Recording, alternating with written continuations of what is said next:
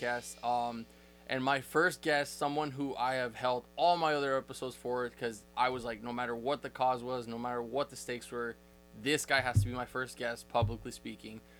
He's a good friend of mine. He's someone I look up to. He's one half of The Brick Show. He's the founder of Emily's Feet. He has three daughters and one wife. I well, obviously, but and really, he's just someone who is very business oriented. He's an entrepreneur. He is a follower of Christ and a very firm believer.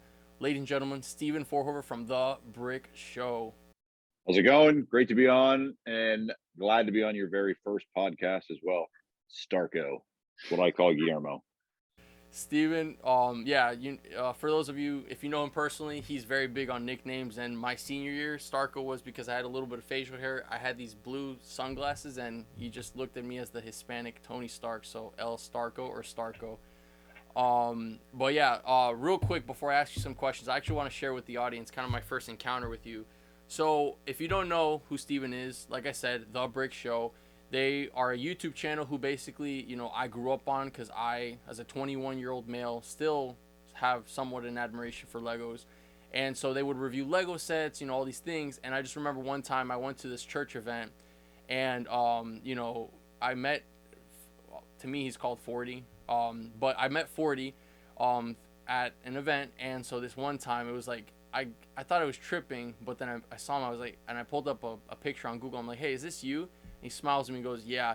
And then I'm just fangirling over him. And to have him as one of my good friends, it's kind of weird still to a certain degree to think about. But it's like, man, the guy I grew up watching, I'm like really good friends with and stuff. I don't know. Just something to share with you guys. But 40, real quick, something I ask all my guests, or I want to ask all my guests on this podcast is, if there was one piece of advice you'd give your 18-year-old self, what would it be? Ooh, that's a good question. My 18-year-old self, I would say to make sure whatever you're doing, do it very passionately. Go all in, whatever that is. I would say that's kind of what I've always strived to do, but even going back, had I done that maybe when I was that age, um, I would say that that's something that I would probably say I could have done even more of, and I would give that advice to everybody. I guess like bouncing off that, what is what was your upbringing like? As far as just like in your faith, but also like from the financial standpoint. Not like obviously what your parents made, but more so like what drew you to wanting to be an entrepreneur and building all these businesses and yeah. All right.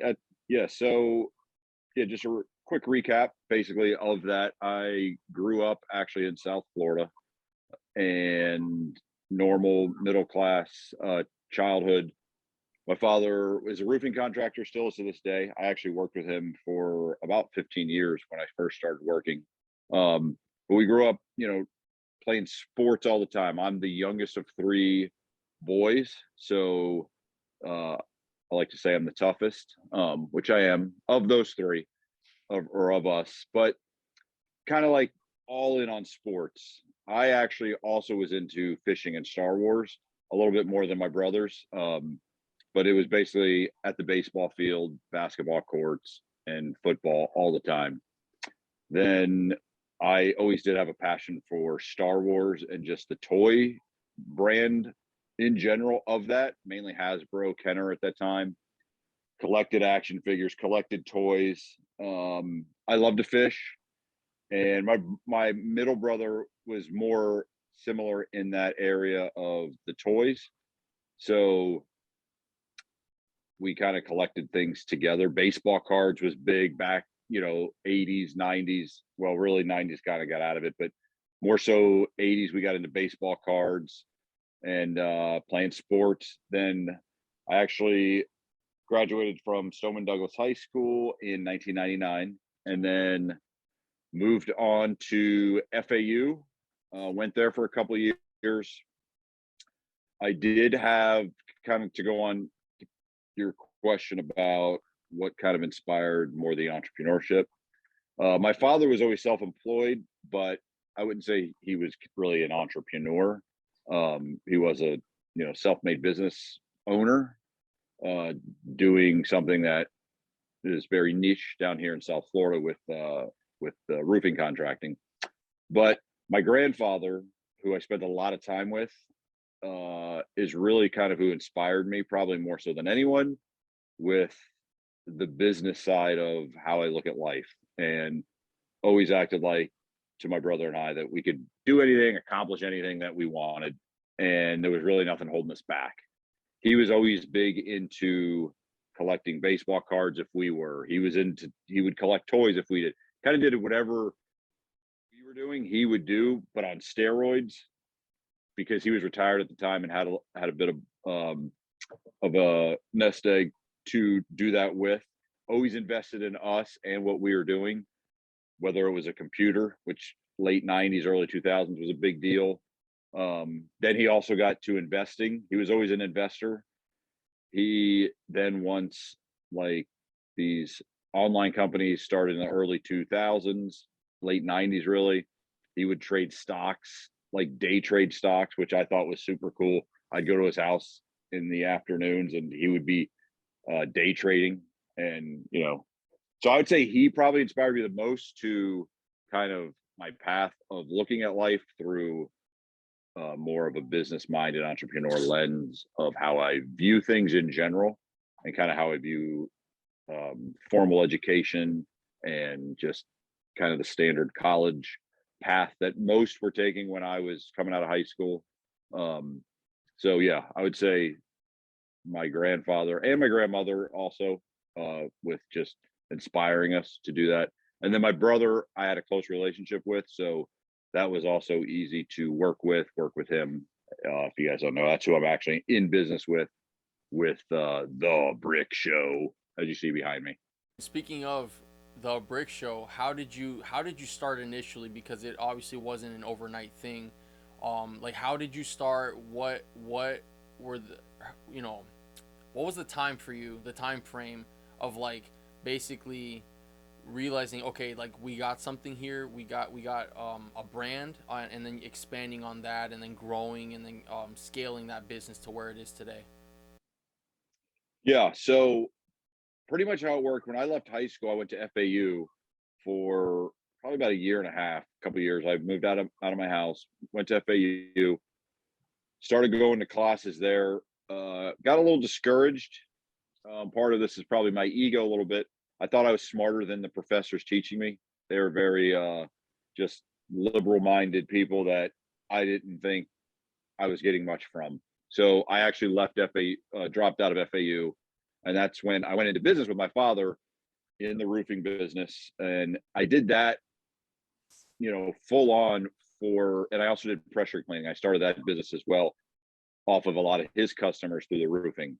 Did that for 10 years. When I turned 30, 2009, actually, I called my brother. It was a 10-year reunion for Douglas High School. I looked in my yearbook, and my brother, my middle brother, who has did a lot of stuff with sports and card trading, like I mentioned earlier, had wrote in there, "One day we'll run a business together." So I'm going through that yearbook. I saw that, and I called him up. Now he's in Atlanta, Georgia at the time. I said, "Let's make good on this," which he was very big into the marketing side of business. That's what he did for a company in Atlanta, a lot of SEO stuff for the marketing side of their business. So we started looking into things, investigating things. I had some friends that were very big into Lego Star Wars. I had already kind of dove into that area of doing stuff on eBay, just like as a side hustle with the minifigures, the Star Wars minifigs, just because I always had an obsession with action figures and Star Wars minifigs at this time. So I told Jay, I'm like, this could be something that we could do at that level with, growing a business out of it. So we actually started Galaxy Bricks first, which was just dedicated to Star Wars Lego. After a few months of, like, kind of promoting it, marketing it a bit, we noticed a lot of people on YouTube were doing review videos that were very low level. So we thought, hey, let's bring some high energy to this And so that's what we did. We started the Brick Show on New Year's Day of 2009, or it could have been December 30th, 2009. And within a few weeks, we started making videos, review videos, just of random Lego sets, mainly Star Wars. I would do pretty much all the Star Wars. He would do a lot of the other stuff at the time. And as far as time wise, let's say that was 2009. We started like getting popular after a few months. We like had videos that were doing better. At the time, YouTube would email you and say, hey, you can monetize this video and run ads. And they approved the video. So then we would say yes. And then that video got approved. Now, once you became basically partnered with YouTube, every video got monetized. So that was kind of the goal. And that was like at the beginning stages of that with YouTube. So I still remember this. I was actually at Disney World at Night of Joy Christian concert that happens in September or October. And I was there. We were on the playground with my one daughter, who actually works with me now, Madison. And Jay called me. He's like, we got the email. We're full partnership with YouTube. So that would have been September of 2009. So not a full year after we started, but close to it. At the time, we had 5,000 or 6,000 followers on YouTube. And that's when we said, all right, we really need to scale this up. And we decided, hey, we're going to do a review of every single thing that Lego makes, because we were kind of more focused in on what we were into. So then we said, let's just make a review video of everything Lego has produced. And we did. So 2010 was like nonstop content. We then got into stop motion, doing brick films. We got into brick art. We started, kind of contracting some video content out that we couldn't make. We were mainly doing the review videos. We started doing some Lego gaming. By 2010, 2011, we're over 100,000 followers on YouTube. 2012, 2013, I would say was our peak as far as popularity, where then at that point, we started having a lot of people copy in a way what we were doing, to where we were like the first ones that really made a show and a production out of a Lego set. And we enjoyed doing it. But then over time, others started doing it as well. We had more competition. Really into 2013, 2014 is when we probably, I would say, plateaued a little bit on YouTube because of the amount of competition. It went from maybe 5 to 10 channels in the Lego sphere to now thousands, which, is kind of flattering to a degree, but also from a business side, it was kind of annoying because now you're competing with everybody and it's making you do better content, which was good. But, then the CPMs drop. So your revenue drops on YouTube. And that's pretty much what happened. But we still started making content. We also got into the retail side of Lego. We would travel the country to go to shows, a lot of times to meet our fans. We were doing that for about a year or two, just going to meet our fans. Then we said, hey, we need to start paying for these trips a little bit because it was costing us quite a bit. So then we started doing retail at conventions. So we would get to meet fans, sell our products. So that was kind of fun. Our families got to go with us a lot, got to travel the country doing that. So that was kind of a fun time, but also very tiring with the business. It made it to where our videos then couldn't get made as much because we were on the road a lot. I know in 2015, 2016, I was on the road 21 weekends out of the year. So I didn't like being away from my family a whole lot. Now the Brick Show we were at probably about 450,000 followers at this time. So we had a very good brand. So our retail end was nice because people knew the Brick Show, and we sold a lot of custom kits. We sold just minifigs, regular stuff. We had our videos that we were still making money on. So we were kind of like at the top of our game, really. In 2016, Amazon Video actually started allowing videos to get made on Prime Video. Hardly anybody knew this. We took advantage of it quickly. It was a process. You had to have your videos captioned. It was costly. We went all in on that, worked out to our benefit. 2016, 2017, we were making a lot more money on Amazon than anywhere else. And we had no competition because nobody really knew to do it there, wanted to take the time and the effort that was involved to do it. But we also got into gaming a lot. So we were doing a lot of Lego gaming, also reviews still that we were throwing up on Amazon, and really going all in there. Our YouTube, we kind of neglected a bit because it really wasn't making us much money. And it was mainly just there for branding, which we used. Unfortunately, in 2018, we had an employee, will not say his name, a little bit of bad blood there. He did some videos that he shouldn't have done. We already had a strike on our channel for something that we fought that really was not our fault, but we had the strike. So if we had got another one, we were going to be terminated. This employee did a video that he should not have done. Our channel, unfortunately, in the summer of 2018, did get terminated. That was a pretty hard blow for us. It was basically 10 years of videos in the making. We had over 4,000 videos in our library. So that was tough. Lost all of those. We did have a few other channels that we did, so we kept those around. And then, but at the time, we really didn't care because Amazon was killing it for us. That also allowed us to really go big on retail because we had a influx of leftover cash to where we could invest basically in the retail side. Also, knowing that videos are very hit and miss to where they could go away at any moment. Unfortunately, in January of 2021, all of our videos on Amazon, they changed how they actually allow videos to be made. They no longer allowed gameplay or video reviews. So all of those left Prime Video, not just us, a few others. We did have a few other people that also made videos that we were competing with. So pretty much 21, in January of 2021, we went full on retail. So that's pretty much where we're at now. We have a very popular website, brickshow.com. Gets about 8 to 10,000 of traffic a day on that website. We still have a YouTube page that has about 27,000. Our TikTok following is growing, putting up a lot of content there every day. That's got 18,000. Started doing that really within the last few months. We have 91,000 on Facebook. That's probably our biggest following. And then also 48 on Instagram. So we still have kind of our core group that has always been with us and still is following us through social media.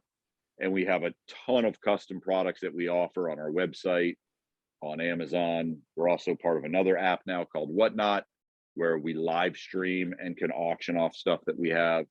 So that's been fun as well. So we're really kind of just pivoting at this moment in time to branding the Brick Show through video content at a different level, not really reviews, but more of just Lego in general. And then using the brand to sell our products on our website, the Brick Show shop, and then some of our other platforms that we sell on as well. So that's kind of been about a 10-minute nutshell of how everything has gone over the last 12 years. It's been a wild ride. It's been, ups and downs. It's been really fun to basically take a childhood thing that I had with Star Wars toys and now make it my livelihood and my life. Being in business with my brother has been a blessing. I was in business with my father prior and now with my brother. So that has been a blessing with both of those things.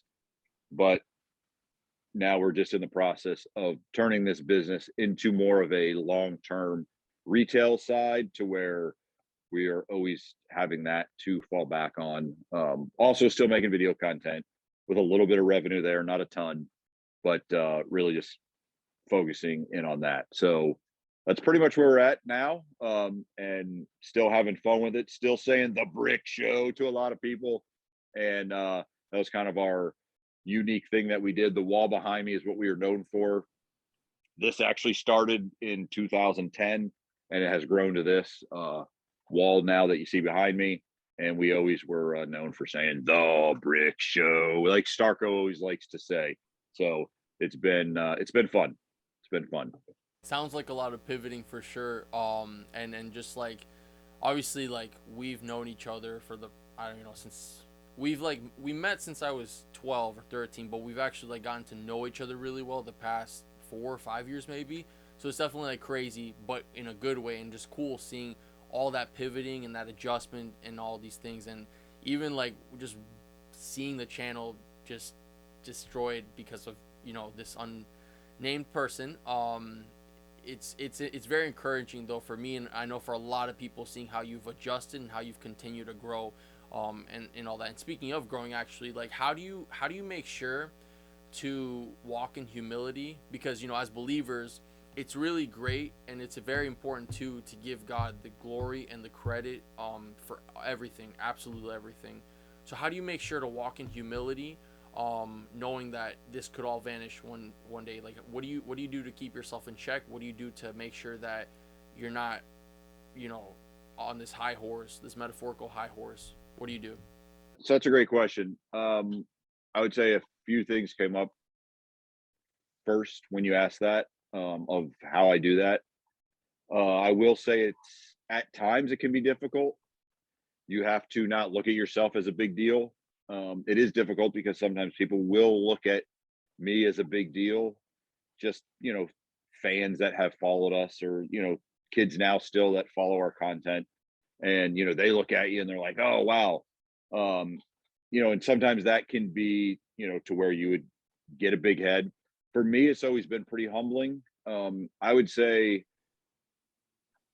so two things. These are the two stories I thought of when you asked the question of how you keep yourself at a normal level. The highlight of our career, I would say, happened in 2014.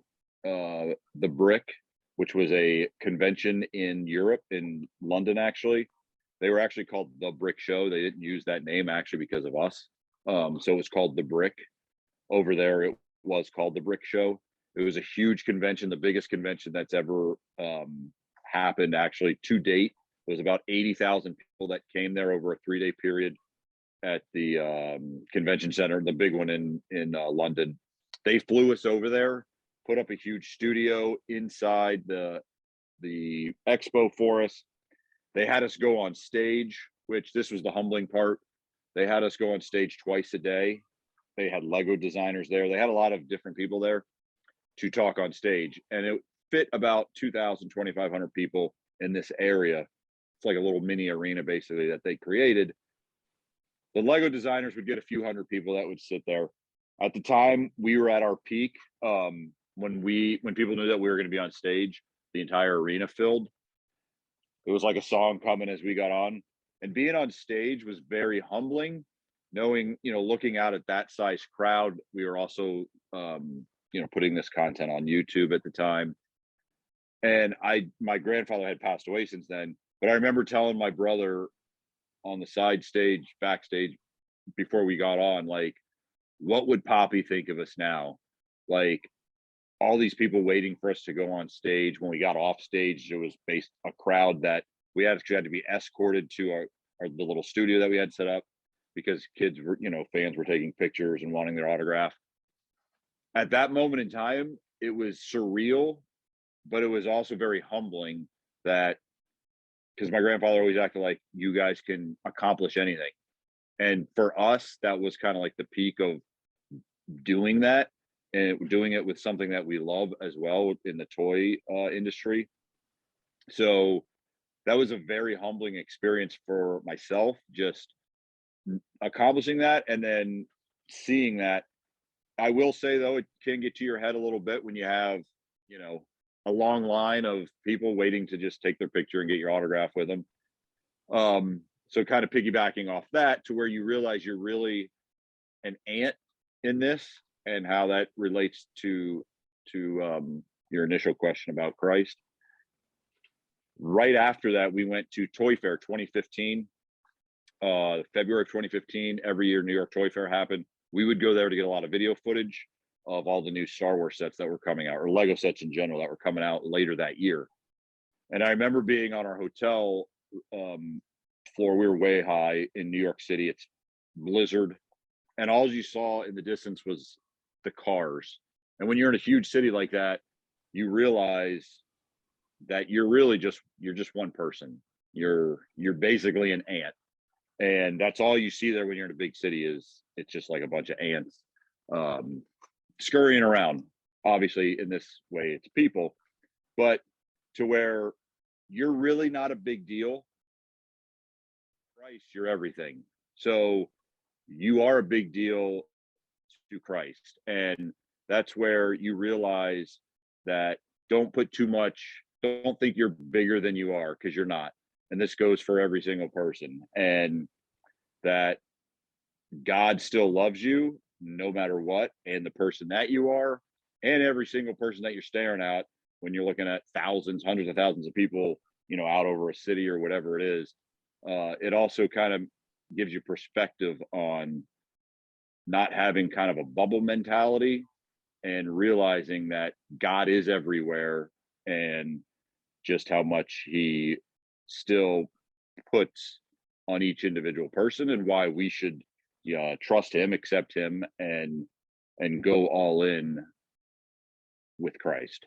Amen, man. That was powerful. That's awesome, and it's so true, because like I think I think a lot of times too, obviously perspective is one thing, but experience is also important. Like having to experience maybe a downfall, or I mean, obviously it's not something that is recommended, but sometimes it is necessary for personal growth and for discipline, and to really just like remember where you come from. And that's so encouraging, because from your point of view, it sounds like you haven't really had an experience to where like you had to get knocked down. It was more so your perspective and your view on things. But yeah, that's super encouraging. I mean, and with that said, and adding on to that, like what would you say, like how do you manage your balance properly between your relationship with God, your time with your family, and the business itself? Because like you're a father of three, you're a spouse, you run all these businesses, and you do all these things, and most importantly, like you do prioritize God in your life. But like how do you make sure that you're not overflowing your family time with your time with God, or your time with God is minuscule compared to the amount of time and effort you're going into the business? Like how do you make sure to properly manage everything? Yeah, I mean that is one of the harder things to do when you have a business. That making sure you can balance everything. I would say the way we do homeschool our three daughters. My oldest daughter is actually graduating in a few months. It's going to be pretty sad, but when you homeschool, you do have a little bit more leeway of flexibility with time. Luckily, with the job that I have, there's a lot of times that I know when I first started, actually, the brick show, it required a ton of time. I would actually roof during the day till about 5 o'clock. I'd spend time with my family. We would do whatever we were doing. And about 8, 9 o'clock, I would go in and start filming. Sometimes I'd even film with them. Sometimes I would put them, next to me and we'd film together. So a lot of it was you just have to incorporate all of it together. And because of the type of business I had, I was able to do that to where my family actually helped me grow this business. And traveling, they would go on, no, not every show, not even the majority of shows, but they went to shows with us to where now I'm with my family for a week where I would have been gone from them for a week. And, while we're gone, we do a little fun things while we're, working over the weekend. So you have to, kind of make yourself do that. And then also, as far as, the question with also putting the faith into it, going to church obviously is a no brainer for us. We're involved with the youth. When you travel, sometimes that can be a little difficult. I don't travel near as much as I used to, but just making sure that I'm always with my family whenever I'm not working. Um, you basically don't have a whole lot of hobbies. I do like to fish. Now I can do that at my house. But if I do get away, I will go fishing. But pretty much my life is my business, my family, and church, all centered around Christ first at the head. But just making sure that when I'm at church, I'm there with my family. Right now, my daughter's working for me at my office. My the rest of my family will be here later in the week helping me do stuff at the office. If I have to work late at night, I will. The kids might be in bed. I might be I used to upload a lot of video till 12, 1 in the morning. When I would review videos, they would, when they were younger, like I was saying, we'd say goodnight to them, and then I would film for a few hours till 12, 1 in the morning. I'd wake up, roof, come home, do the same thing. So, it is very wearing, but to grow a business, that's kind of what you have to do. Like you're, stating before, like you have to go through struggles to succeed. And, we've had our ups and downs, and, you fight through them. And I don't think any business owner would say it's been all ups. It's just not reality. But, as far as just making sure my family is always here has kind of been a top priority for me. I wouldn't be doing what I'm doing the way I'm doing it without them. And I wouldn't choose to do this if that wasn't the way I could do it, basically. And a lot of it is living in Florida is a very friendly state to homeschooling. And when you have the flexibility, it makes it a lot easier than other areas. So that's kind of a blessing of also being in the state of Florida, and just making sure you prioritize your family with everything you're doing, and making them like Lego, even though they're into other things, but they also enjoy being around the office, the warehouse, the studio, whatever you want to call it, and helping out. They used to help and not get paid. Now they help and get paid. So that's kind of fun to kind of go into that area of the business and expand that way too. So, so I would say it's very difficult to do, to answer your question, but you have to make that your top priority. And for my wife and I, that was our top priority, is our family and the time with our kids, and church also included with that. That's so cool. It's good that you're starting to pay your kids, because I was gonna say I'm pretty sure that violates child labor laws. Just kidding, guys. Just kidding. FED or you know. No, but yeah, They got rewarded with toys. They got rewarded with other things. And when it's family, the labor laws are a little different, so that's a positive. Okay, that's good to know. Yeah, because you never know. People don't take jokes too well, so we want to put that claim out there. Yeah, we want to clarify. Definitely want to clarify. But yeah, man, this has been an awesome conversation, and I guess, like, on ending on this note, what would be something that you would tell someone who is either aspiring to be into YouTube, or someone who just wants to build a business, not even like a toy, related kind of business, but really just like any kind of business? What would you say to that person? I would say you have to be dedicated. Number one, if you want to do anything with social media, the number one thing is passion and dedication, which they kind of run tandem. If you have the passion and dedication together, which is what you have to have, you can make it, basically. You have to post a lot. You have to respond to your followers. You have to do things at odd times, but if you're dedicated to it, you'll do it. Even if you're having another job, like, you can still, you have to work a lot. You can't, be someone that is done working. Now you're doing whatever hobby you're doing. You're going out to eat, you're watching a movie. If that's your lifestyle, that's fine, but you're not going to make it in the social media sphere of branding whatever business you want to do. To brand your business, through social media, you have to have a lot of passion, a lot of dedication, and you have to be willing to do whatever is necessary whenever necessary. And that is kind of the advice I would give if anyone is aspiring to do it, that you got to go all in, and you can't expect results in months. It's possible, but not likely. You got to, wait it out. You got to be consistently going at it and putting up content. And that's, branding whatever you do and doing whatever you do. I know we haven't mentioned this yet, but I also, another passion of mine was, as you go in the business world, you're doing that, but you also kind of want to do other things. One of the things that I've done, we started a nonprofit called Emily's Feet, and it's for basically it's in the abortion, we are anti-abortion community, the pro-life community, and we try to help those who are wanting to have an abortion for giving them financial means not to have the abortion, basically trying to convince them not to have an abortion and assisting them financially to not have the abortion. Emily's Feet was started about 3 years ago, and we actually are still. We got approved by the state for the first time. We're still working on getting approved for the IRS from the IRS to actually collect donations. Kind of looking forward to that. That should happen this year, to where then I can solicit funds outside of myself, and then we can even try to be more effective in preventing abortion by offering financial assistance to those who may be deciding to have an abortion because of that reason.